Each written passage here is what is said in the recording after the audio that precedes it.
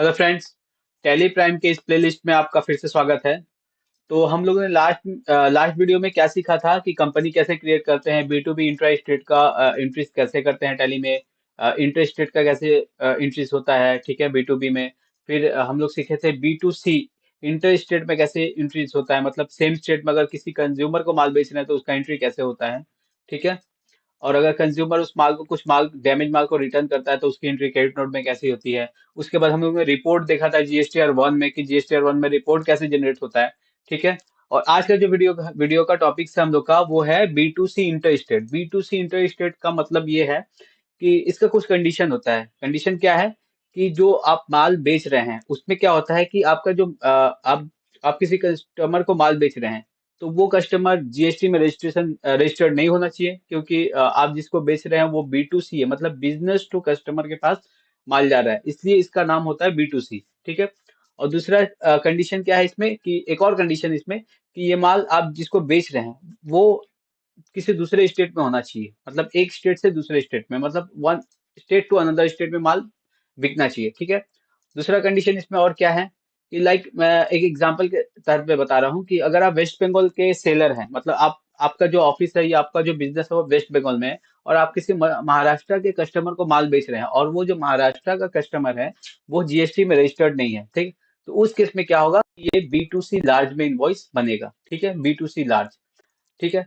और third condition क्या है कि जो इनवॉइस वैल्यू होगा वो invoice value more than 2.5 lakh के ऊपर होना चाहिए, मतलब 2,50,000 के ऊपर इसका इनवॉइस वैल्यू होना चाहिए, तभी ये section B to C large में जाके इसका रिपोर्टिंग होता है जीएसटीआर वन में, ठीक है।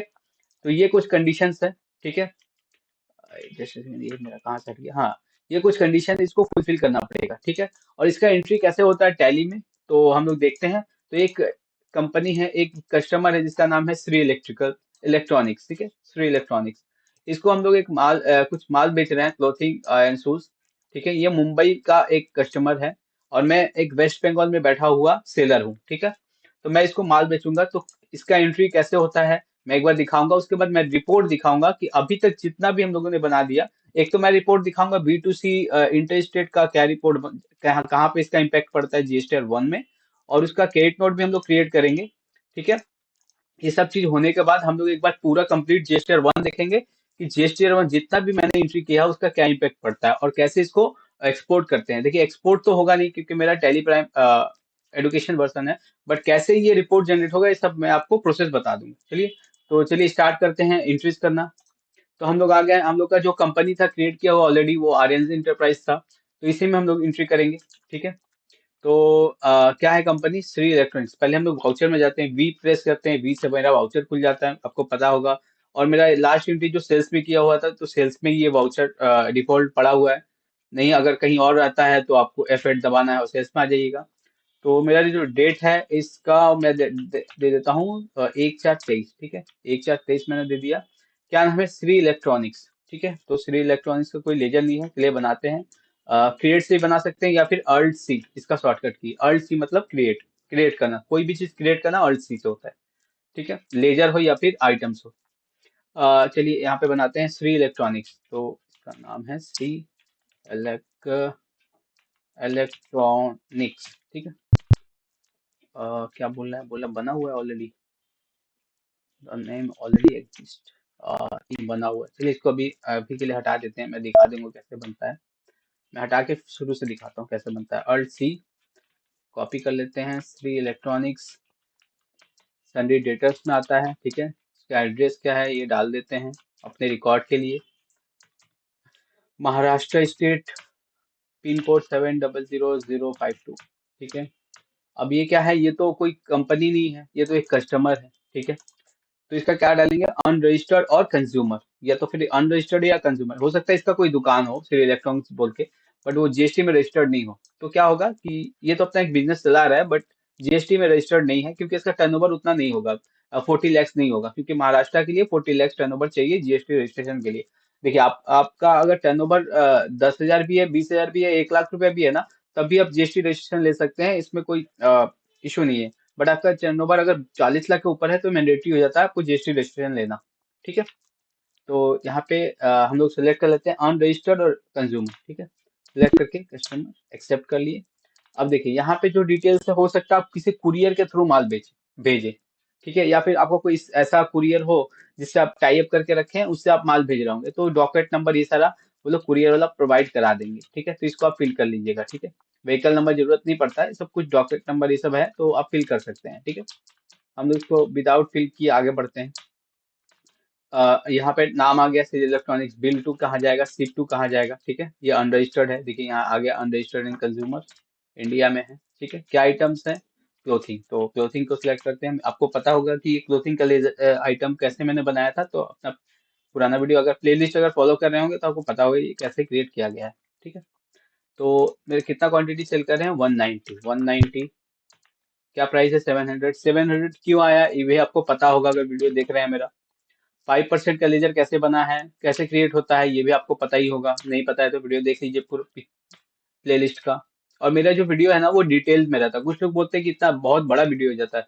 देखिए भाई, अगर आपको डिटेल में नहीं सिखाएंगे तो क्या होगा कि अगर आप कहीं पे इंटरव्यू फेस करने जा रहे हैं तो आपको ऊपर ऊपर से अगर कहीं भीतर से कोई क्वेश्चन कर देना तो फिर आप बता नहीं सकते, क्योंकि अगर आपसे पूछ दे कि डेबिट नोट कब इशू किया जाता है, ठीक है, डेबिट नोट कौन इशू करता है, आप क्यों क्रेडिट नोट इशू कर रहे हैं, तो इसका आंसर आपके पास नहीं रहेगा फिर अगर मैं ऊपर ऊपर बता दूं तो। अगर मेरा प्लेलिस्ट आप फॉलो कर रहे हैं तो आपको पता होगा डेबिट नोट कौन इशू करता है, क्रेडिट नोट क्यों इशू किया जाता है, ठीक है, ये सब चीज, इनवॉइस कैसे बनता है, ई वे बिल कैसे बनता है, ये सारा चीज मैंने बताया है। मैंने अपने इस टेली प्राइम के प्लेलिस्ट में मैंने बताया है।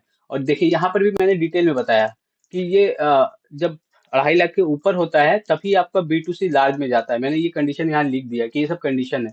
अगर एक स्टेट से दूसरे स्टेट में जब माल जाएगा तभी ये कंडीशन फुलफिल होगा, ठीक है, कस्टमर को। तो ये सब इंटरव्यू में पूछा जाता है कि क्या क्या कंडीशन है B2C लार्ज इनवॉइस बनाने का, ठीक है। तो अगर मैं डिटेल में नहीं बताऊं तो आप सीख नहीं पाइएगा, आप ऊपर ऊपर से सीख के चले जाइएगा इंटरव्यू में, और इंटरव्यू में आप सक्सेस नहीं हो पाइएगा, ठीक है। तो चलिए आगे देखते हैं शूज के ऊपर। शूज कितना है, 130, 130 क्या रेट पे है, 790, 790 क्यों आया, 12% का लेजर है क्योंकि 12% मैंने बेचा है, ठीक है। अच्छा, इसका जीएसटी क्या होगा, 5%, तो क्या लेजर पकड़ता है, आईजीएसटी, आईजीएसटी, आउटपुट आईजीएसटी 5%। आ गया मेरा 6650। फिर आईजीएसटी क्योंकि अदर स्टेट में है तो 12%, 12%, तो मेरा 254 674, 254 674 आ गया मेरा टोटल वैल्यू, और 320 टोटल आइटम्स हैं, ठीक है, हो गया, सेव कर लिए, सेव हो गया। अब देखते हैं भाई जीएसटी 1 में इसका इम्पैक्ट क्या पड़ा। डिस्प्ले, इंटर, ओ, ओ मतलब जीएसटी रिपोर्ट, जीएसटी 1 मतलब जीएसटी 1, ठीक है। आप देखिए मेरा ये लेजर इम्पैक्ट कहाँ पड़ा है, B2C लार्ज इनवॉइस में, B2C लार्ज इनवॉइस में इसका इम्पैक्ट पड़ा है। क्यों पड़ा है, क्योंकि आपको जो इनवॉइस वैल्यू है वो 2.5 लाख से ऊपर है, और आप किसी कस्टमर को माल बेच रहे हैं, कंज्यूमर को, और जो कंज्यूमर है और वो आउटसाइड ऑफ आपके सेम स्टेट में नहीं है, मतलब अनदर स्टेट में है, ठीक है। तो ये 3 कंडीशन है इसका, इसलिए ये लार्ज में चला गया। तो इसका रिपोर्टिंग आपको जीएसटी पोर्टल में अलग से करना पड़ेगा। ये रहा जीएसटी पोर्टल का GSTR 1। तो ये टेबल्स है जीएसटीआर में जो दिखता है, GSTR 1 में दिखता है, तो ये वाला सेक्शन जो है 5 है, B2C लार्ज इनवॉइस, इसी में आपको क्लिक करके ये सारा डिटेल भरना पड़ता है। अगर आप डायरेक्ट टैली से एक्सपोर्ट करते हैं जेसन फाइल तो आपको कुछ नहीं करना है, आप इंपोर्ट में लगा दीजिए, इंपोर्ट में टैली फाइल का जेसन फाइल करना होगा, क्रिएट करके उसको इंपोर्ट कर दीजिए पोर्टल में, जीएसटी पोर्टल में। बस ये ऑटो फिल हो जाएगा, अपने अपने जगह पे सारा इनवॉइस चला जाएगा। जब आप जनरेट रिपोर्ट कीजिएगा टैली जीएसटी पोर्टल में, जनरेट रिपोर्ट कीजिएगा तो आपका एक जनरेट रिपोर्ट होगा, उसको जस्ट चेक कर लीजिए अपने टैली प्राइम से कि मैंने जो ये रिपोर्ट बनाया है ये रिपोर्ट से मैच कर रहा है कि नहीं। मैच कर रहा है तो आप डिजिटल साइन लगा के रिटर्न को सबमिट कर सकते हैं, ठीक है। और रिटर्न सबमिट करने का क्या डेट है वो आगे आगे के वीडियो में आपको बताऊंगा, ठीक है। तो ये सारा टैब है, अमेंडमेंट का टैब अलग है और यहाँ का टैब अलग है। तो आपको यहाँ पे जितना भी टैब दिख रहा है ना, 19 टैब्स दिख रहे होंगे, वन जैसे 4 4 8 एंड 3 11 और 8 19, टोटल 19 टैब है। यही 19 टैब इसमें है, ठीक है। पहले ऐसा नहीं होता था, पहले का टैली जो है ना वो ऐसा नहीं होता था। पहले के टैली में कुछ ही चीज रहता, जैसे B2C रहता था, ये रहता था, एक्सपोर्ट रहता था, केटोट रहता था, ये सारा चीज रहता था, ठीक है। B2C ये रहता था, नील रेट रहता था, एडवांस का सेक्शन शायद था उसमें, एचएसएन था, ये था, बस और कुछ नहीं था। और बाकी जो सेक्शन यहाँ पे टेबल्स ऐड किया गया ना, ये टैली 3.0 से आया है। पहले 2.1 में ये सारा टेबल नहीं रहता था। ठीक है। तो यहाँ तक आप लोगों ने सीख लिया कैसे इनवॉइसिंग बनाते हैं। अच्छा, अब उस कस्टमर ने कुछ माल रिटर्न किया, तो हो सकता है वो माल कैसे रिटर्न किया होगा, उसी कुरियर के थ्रू किया होगा या फिर खुद से भेज दिया होगा। ठीक है। ये सब चीज होता रहता है। ठीक है। तो उसने जब रिटर्न भेजा तो उसका एंट्री कैसे होगा? तो डेबिट नोट देके तो रिटर्न करेगा नहीं, क्योंकि ये कस्टमर है। ठीक है। तो डायरेक्टली एक कुरियर में रख के माल को रिटर्न कर दिया और उसका आपने रिफंड कर दिया। ठीक है। तो रिफंड जब कर दिया तो आप तो क्रेडिट नोट इशू करेंगे, क्योंकि आप तो बिजनेस है, आपका एक बिजनेस है। तो business seller always credit note issue करेगा, चाहे वो कस्टमर हो, चाहे वो B2B बायर्स हो। ठीक है। चाहे कंज्यूमर है, चाहे B2B बायर्स हो। ठीक है। तो क्रेडिट नोट इशू करते हैं इसके नाम पे। चलिए देखते हैं। वाउचर में आते हैं वी। आपको अल्ट अल्ट F6 दबाना है, इसका शॉर्टकट की क्रेडिट नोट का। क्या कस्टमर था? श्री इलेक्ट्रॉनिक्स। इसका इनवॉइस नंबर क्या था? 5, आई गेस 5 था। 5 कैसे पता है मेरे को? मैं देख लेता हूँ एक बार। अल्ट जी दबाएंगे, गो टू में जाएंगे, अल्ट जी, यहाँ से लेजर में जाएंगे, इंटर दबाएंगे। उसके बाद श्री इलेक्ट्रॉनिक्स का लेजर सेलेक्ट करेंगे, तो देखिए यहाँ पे इनवॉइस नंबर 6 है, सॉरी 6 है, इनवॉइस नंबर 6 है। ठीक है। तो 6 नंबर इनवॉइस हम लोग यहाँ डाल देते हैं, 6। एक तारीख का डेट था। यहाँ पे सारा डिटेल ऑटो फिच हो गया। क्या आइटम है? क्लोथिंग कितना पीस रिटर्न हुआ है? 10 पीस। क्लोथिंग ले लेते हैं 10 पीस। क्या रेट से मैंने बेचा था? 700। 700 आ गया। सिलेक्ट करना है लेजर 5% का, सेल्स का। फिर शूज है, शूज सिलेक्ट कर लेते हैं। क्या क्वांटिटी? 18। 18 सिलेक्ट करते हैं। क्या रेट पे है? 790। 790 आ गया। सेल्स का लेजर ले लिया 12% का। ठीक है। टोटल वैल्यू आ गया 21220, 21220। IGST इस पे मेरा रिटर्न होगा, तो 5% IGST भी रिटर्न हो गया। और उसके बाद 12% IGST। देखिए, आपको पूरा नहीं लिखना होगा, आउटपुट IGST 12%। आप IGST लिखिएगा, जितना भी IGST का लेजर होगा वो यहाँ पे फिल्टर हो जाएगा। ठीक है। तो IGST 12% हो गया। टोटल वैल्यू है ये। जिसमें एक राउंड अप लगा देते हैं, राउंड अप लगा दिए, -14% माइनस हो गया। ठीक है। तो ये टोटल वैल्यू राउंड अप में आ गया। ठीक है। 28 पीस टोटल वैल्यू ये। ठीक है। आ गया। इसको एक्सेप्ट करते हैं। अब यहाँ पे सेल्स रिटर्न देते हैं। यहाँ पे तो पूछ रहा है बाय डेबिट नोट, अब वो तो कस्टमर है, एक कस्टमर कंज्यूमर है, तो कंज्यूमर तो डेबिट नोट देगा नहीं, तो आप कुछ नहीं लिखना, ऐसे ही स्किप कर दीजिए इसको। ठीक है। 28 पीस चला गया। अब देखिए, अब एक चीज मैं यहाँ पे और दिखाना चाहता हूँ। रजिस्टर 1 में एक इम्पैक्ट आया, बस एक मिसमैच आएगा, तो वो मिसमैच क्या मैं दिखाता हूँ। DOG। ठीक है। DOG आ गया। सॉरी, DOG यहाँ नहीं जाते हैं, यहाँ जाते हैं DOG 1। ठीक है। अब देखिए यहाँ पे एक नया चीज आया है। कर यहाँ लिखा अनसर्टेन ट्रांजेक्शन करेक्शन नीडेड। अभी हम लोगों ने जो क्रेडिट नोट बनाया है उसका इम्पैक्ट कहाँ हुआ है? या तो फिर B2C लार्ज में होगा, नहीं है यहाँ पे। अच्छा, क्रेडिट नोट में होना चाहिए। अनरजिस्टर्ड, अनरजिस्टर्ड में तो कुछ नहीं दिख रहा है, जीरो दिख रहा है। अच्छा, चलिए दूसरा जगह देखते हैं, B2C में देखते हैं, स्मॉल में। B2C स्मॉल में होगा ही नहीं ये राज इलेक्ट्रिकल का है। तो वो गया कहाँ? वो जो मैंने एंट्री किया था वो गया कहाँ? पहले एक बार देख लेते एंट्री हुआ है कि नहीं। अल्ट जी, लेजर। ठीक है। श्री इलेक्ट्रॉनिक्स। देखिए मेरा तो एंट्री हुआ है, यहाँ दिख रहा है, एंट्री तो पूरा हुआ है मेरा। तो गया कहाँ वो? गया नहीं है, वो यहीं पे है। कहाँ गया है? यहाँ गया है, वो यहाँ पे है। अनसर्टेन ट्रांजेक्शन करेक्शन नीडेड, एक नंबर, मतलब एक इनवॉइस ऐसा है जिसको करेक्शन की जरूरत है, जो आपने कुछ नहीं किया है। मैंने इस रिपोर्ट में आने के लिए एक करेक्शन का नीडेड है, उसको करेक्ट करना पड़ेगा, तभी वो रिपोर्ट इस रिपोर्ट में आके ऐड होगा। अभी वो ऐड नहीं है। तो क्या है करेक्शन? चलिए देखते हैं। इंटर दबाते हैं, इंटर। अब देखिए यहाँ पे क्या बोल रहा है। पहला ऊपर में एक हेडिंग है, लिखा हुआ है ट्रांजेक्शन विद इनकम्प्लीट और मिसमैच इन इंफॉर्मेशन। कुछ मिसमैच है और इनकम्प्लीट है ट्रांजेक्शन। फिर नीचे आते हैं, आउटवर्ड सप्लाई है, इनवैलिड और मिसमैच इंफॉर्मेशन। फिर नीचे बोला unable to determine original sales value. वो सेल्स वैल्यू को डिटरमाइन नहीं कर पा रहा है, क्यों नहीं कर पा रहा है? चलिए देखते हैं। इंटर दबाते हैं यहाँ पे। ठीक है। इंटर दबाएं। अब देखिए यहाँ पे क्या है, श्री इलेक्ट्रॉनिक्स आ गया, केट नोड आ गया। इंटर दबाते हैं। अब यहाँ पे इंटर दबाने से एक नया क्वेश्चन पूछ रहा है मेरे को। क्या पूछ रहा है? Original invoice value of B2C large और B2C स्मॉल, मैंने B2C S और L का मतलब लार्ज और स्मॉल होता है। Original sales value invoice. अब पूछ रहा है कि भैया आपने जो इनवॉइस बनाया है वो उसका वैल्यू क्या है, लेस देन और इक्वल टू 2.5 लाख और मोर देन 2.5 लाख। अब यहाँ पे अगर मोर देन डालते हैं तो भाई मोर देन में ऊपर में चला जाएगा, और लेस देन डालते हैं तो लेस देन में B2C स्मॉल में आ जाएगा। ठीक है, तो किस में डालना चाहिए इसको? आप इसमें डालिएगा तो क्या होता है इम्पैक्ट, चलिए देखते हैं। B2C मोर देन 2.5 लाख इसमें डाल दिया, एक्सेप्ट कर लिया, ठीक है, हो गया। अब आते हैं बाहर। अब क्या आया देखिए यहाँ पे, कहाँ पे है इसका इम्पैक्ट पड़ा? B2C अनरजिस्टर्ड, है ना, यहाँ पे आ गया।